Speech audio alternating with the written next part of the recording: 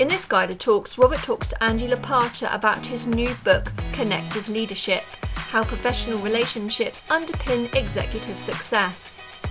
In the book, Andy explores just how important strong relationships are and how to build a network of people who are in a position to support you, want to support you, and know exactly what support you need. Hello and welcome to the GYDA Talks, and today I'm absolutely delighted to have with me Andy Lopata. Now Andy I've known probably for 5 years, and Andy is much more. He goes straight away, much more, Robert. Much more. But Andy is one of these people who is mentioned in the Financial Times, the Independent, and Forbes, as the person to talk to about networking. So who better to talk to about that? So hello Andy. Hello, Robert. I think we go back 15, 20 years. Oh, no, I don't believe it. Back to my BRE days. Oh, no. Well, I mean, everything always seems to be much further back than you imagine it being. But if I actually think about it, it's quite a while. So for our watchers and viewers, just give us a 4-sentence introduction to how you've got to being here, being quoted in the FT and Forbes. Well, I mentioned in passing my BRE days. I've been involved in networking and professional relationships for 21 years now. And that was originally as the managing director of one of the larger networking organizations in the UK at the time. Sold out my share in that along with my father, who co-founded it about 13 years ago, 2007, and since then been working predominantly with organizations on their networking and professional relationship strategies. But networking is one of those phrases, I have to say, everyone goes, and especially the people watching and listening here, it's like, oh God, people handing over business cards, people doing elevator pitches while eating soggy bacon and naff sandwiches, and that is that what networking's about? Well, two things on that. Number one, no, it's not, but it is the perception, and I absolutely share the pain of anyone who perceives networking as that. I've always said that networking is about your network. It's about having strong relationships with people who help and support you. Networking events, social networking sites are merely tools in the process. But equally, what I've found out is that I've spent years going blue in the face trying to get that message across, and still the perception is networking as events. So very much my focus now is professional relationship strategy, and I tend to steer away from the word networking as much as I can. So networking is just a lazy shorthand in a way, because people kind of know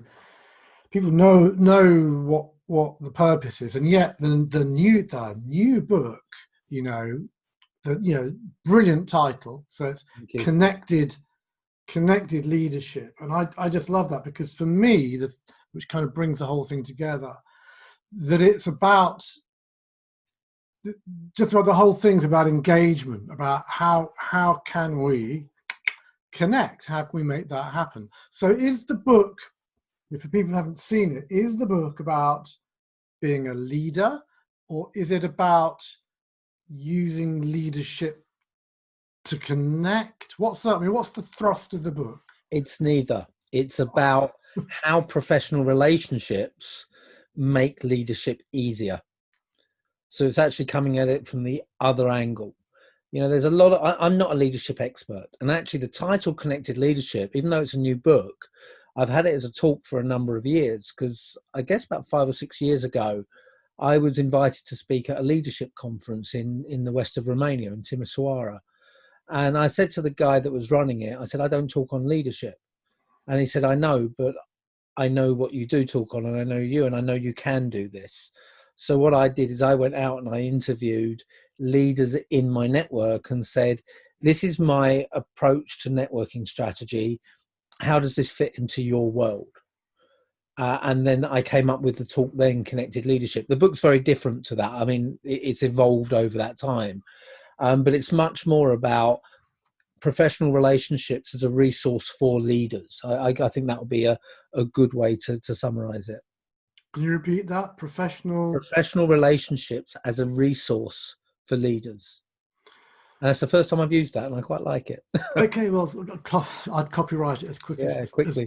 as quick as you can. So you've got in the book, you've got a great selection of chapter titles, from why great leaders rely on strong professional leadership, building relationships, managing the profile, importance of influence, how to protect reputation.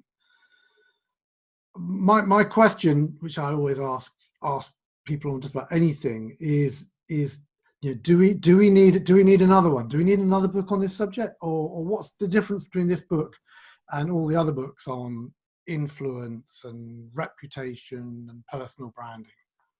A couple of things. I would argue that there are a lot of books on leadership. There are a lot of books, as you say, on personal branding and on networking and referrals and so forth. But to my knowledge, there aren't many, if any, that approach it from this angle of professional relationships specifically as a resource for leadership.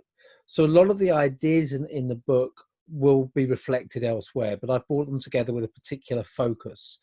The second thing is I've brought in new concepts to the book that are new to me, and I believe new to the world of business. And a lot of people say there is no such as a new thing.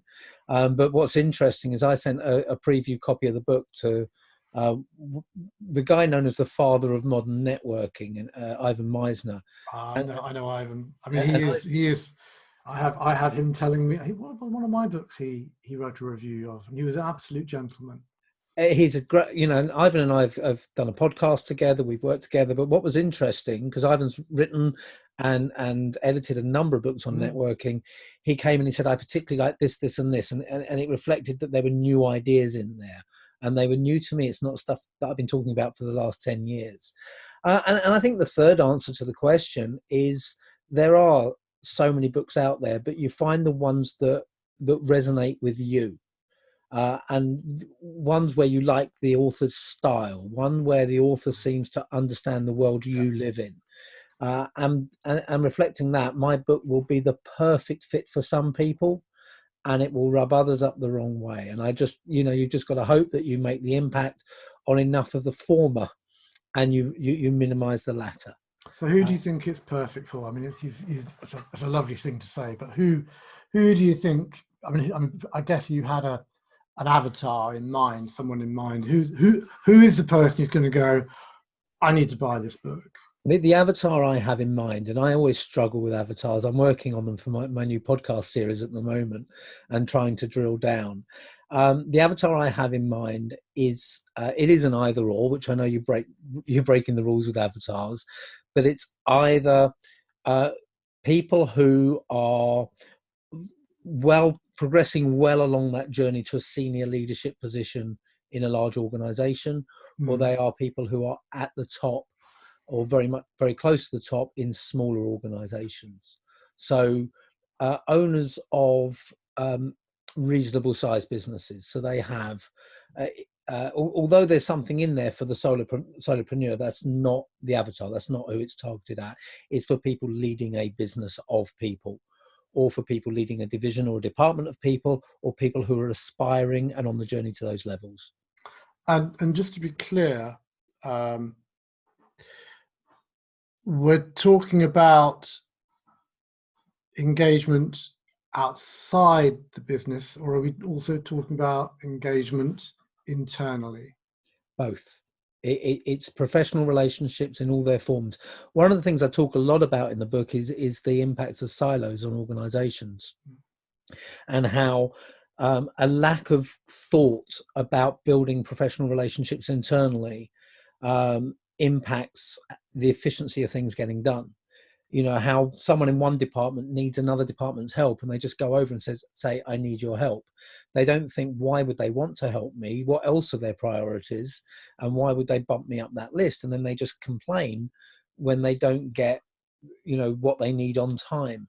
So that's one of the things I talk about. I also talk about building, I think it's chapter 10 or 11, one of the last chapters is about building a relationship culture within an organization and delegating the responsibility for relationships. So it's about relationships internally, but it's also about professional relationship strategy internally as well.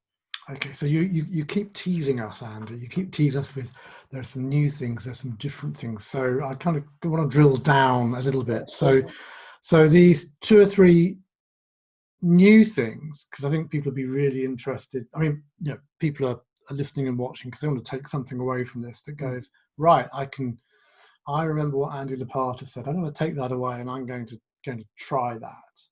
So should we just discuss two or three of those key takeaways? What would you like to discuss? Yeah, well, let's pick 3 things. The book is split into 3 sections mainly. And if I want to take 2 from the first and 1 from the second, just to share 3 new concepts. Sure. So the 3 areas are building professional relationships, nurturing professional relationships, and leveraging professional relationships. From the building perspective, the 2 things I want to talk about is, first of all, what's the right mindset to take into building professional relationships, i.e. where do you need to grow your network? And a lot of people will go too strongly one way or the other. One way is to have a very strategic mindset. In other words, who do I need to know in order to achieve my objectives, and then blanking out everyone else. And that turns people away very quickly. And the other mindset is what I call a relational mindset. And the relational is, well, I just meet people I like, and if things happen, that's great. And the argument is that you should have a blended mindset, that you need an element of the 2, but you whichever approach you favor, or whichever approach you meet someone through, your interaction with someone as an individual should be relationship focused. So I might say, I need to meet Robert Craven because he's going to help me achieve my objectives, but I don't want you to feel that when I interact with you and engage with you. I want you just to feel it's natural and authentic, which is really key. So that's one idea, the idea of a blended mindset rather than purely strategic or purely relational. The second one is focusing in on the strategic mindset and making that work for you. And it's in the book, I call it the relationship chart. I've been using the term 3I pie for it as well. And the 3I pie, or the relationship chart, says in any stakeholder group, there are 3 types of people you need strong relationships with in order to achieve your objectives. And they are influencers, intermediaries or introducers, and sources of information, ideas, and insight. So if I take work I do for in the pharmaceuticals industry as an example, if I look within one of my major clients, GlaxoSmithKline, I have influencers. So I've got, if I want to introduce a new program or suggest a new idea, I know key people who are going to be involved in those conversations. And I know that if 6 people are sat around a table discussing Andy's proposal, at least 3 of those have a good relationship with me. Because if I've only got a relationship with one person, and this is a big mistake that many people make, if I've only got a relationship with one key person and no one else around that table knows me or knows my reputation, then my chances of winning that project or getting it through have diminished severely. So you need people who are influential. I've got people who can open doors for me. So if we identify, actually, you need to meet so-and-so, I've got people who will make the introduction for me. And I have people who tell me what's going on within GSK, what's happening in terms of their thinking at the moment. How's COVID-19 impacting them and their budget decisions? All these types of things. So before I pitch something, I have a fairly good idea about how it's going to land. And that's one stakeholder group. That's within my client. I might also look at across the pharmaceutical industry. Who do I have influencers, intermediaries, and sources of information there? And how about our shared industry, Robert? Do I know other speakers who work with pharmaceutical companies? So I can take that 3I pie, that relationship chart, and I can apply it to the different stakeholder groups. And then what I can say is I can fill in the blanks. So here are the people who are influential. Here are the people who can open doors. Here are the people who have insight. and it'll be a Venn diagram. There'll be overlap, and then I can say, who do I know but the relationship isn't strong enough? Who do I know the relationship is strong enough but I'm not asking for the right things? And who don't I know? So that's a very strategic approach to finding out, have you got the right relationships in the right places? So those are the two things from building. The newer idea from nurturing is that I call it the 7 stages of professional relationship. And basically, people see networks as sort of a finite number. You get the question very often, how many people do you have in your network? You know, and there's been various studies that I talk about in the book on this topic, and there's an assumption that there's a perfect size of network and that you have X number of people in your network. Networks don't work like that. They're fluid. They grow and they shrink daily. And the 7 stages is basically saying that what most people do when they say, I want to build my network, they mean I want to meet more people. And when you take that approach, what you're doing is you're bringing in people at stages 1 and 2 at best. 1 and 2 is you recognize each other, and stage 2 is you know each other. But if you don't build a relationship any deeper, they'll come in, they'll recognize you for a few weeks, you won't see each other again, and then they'll go out again. So they're in your network temporarily and then come out again. So instead of focusing on just bringing people in and out, in and out, in and out without ever forging a relationship, focus on the people you already know and say, well, if the average depth of relationship is, say, level 2 or 3, let's see if I can bring it to level 5. Because if I have a much deeper network, and just to sort of tell you all the levels, so it's recognize, know, like, trust, support, advocate, friend. Now, if you can get people to those levels of trust, support, and advocate, then your network is working for you.